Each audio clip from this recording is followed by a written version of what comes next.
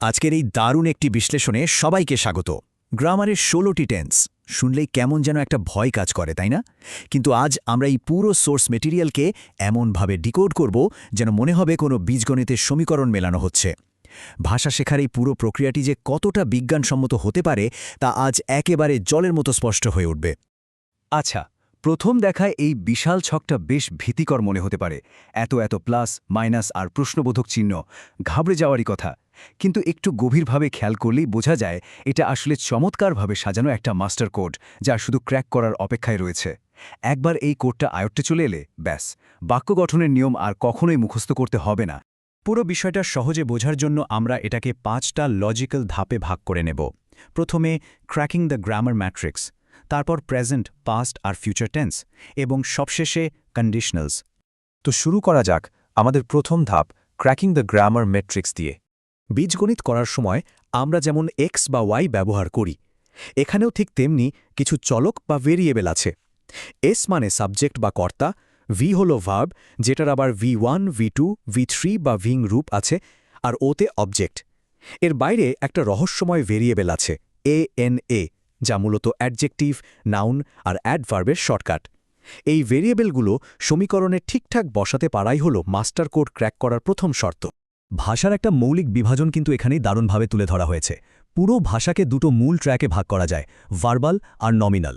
যখন কোনো কাজ বা অ্যাকশন বোঝানো হয় তখন সরাসরি V1 বা ভিং ব্যবহৃত হয়, কিন্তু যখন কোনো অবস্থা বা স্টেট অফ বিং বোঝানো দরকার পড়ে তখন সম্পূর্ণ ভিন্ন পথে নমিনাল সমীকরণ কাজ করে। সেখানে ইজ, অ্যাম, আরের মতো টু বি ভার্বের সাথে ওই যে আনা ভেরিয়েবলটা সেটা জুড়ে যায়। এই পার্থক্যটা ধরতে পারা সত্যিই খুব জরুরি।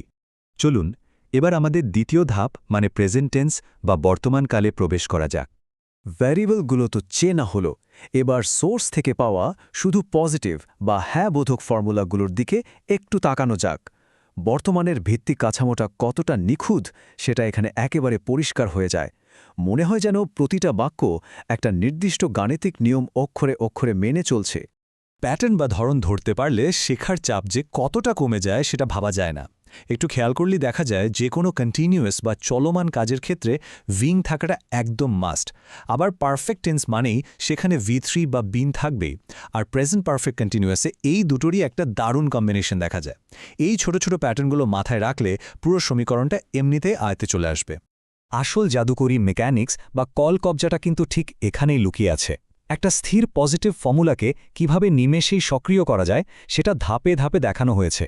অক্সিলিয়ারি ভার্বের পর শুধু একটা নট বসিয়ে দিলে কিংবা অক্সিলিয়ারি ভার্বটাকে একেবারে বাক্যের সামনে নিয়ে এলেই ব্যাস, পুরো বাক্যের অর্থ আর ধরন ম্যাজিকের মতো বদলে যাবে। আলাদা করে নতুন কোনো বাক্য মুখস্থ করার দরকারই পড়ছে না। এবার আমরা এগিয়ে যাব আমাদের তৃতীয় ধাপে, পাস্ট টেন্স বা অতীতকাল। বর্তমানের হিসাব তো চুকে গেল, এবার সময়টাকে যদি পেছনের দিকে মানে অতীতে নিয়ে যাওয়া হয় তাহলে একটা মজার অদলবদল দেখতে পাওয়া যায়। বর্তমানের V1 খুব সহজেই পাল্টে গিয়ে V2 হয়ে যাচ্ছে, আর নমিনাল বাক্যের ওই অ্যাম, ইজ বা আর বদলে গিয়ে ওয়াজ বা ওয়্যার হয়ে যাচ্ছে। সমীকরণের মূল কাঠামো কিন্তু একদমই একই থাকছে, শুধু সময়ের চলকটা একটু বদলে গেল। দারুণ না বিষয়টা? প্রেজেন্ট পারফেক্টের সাবজেক্ট অনুযায়ী হ্যাভ বা হ্যাজ বসানোর একটা জটিলতা ছিল, তাই না? কিন্তু সোর্স অনুযায়ী পাস্ট পারফেক্ট যেন সব ঝামেলার অবসান ঘটিয়ে দুর্দান্ত একটা সমতা বিধায়ক হিসেবে কাজ করে।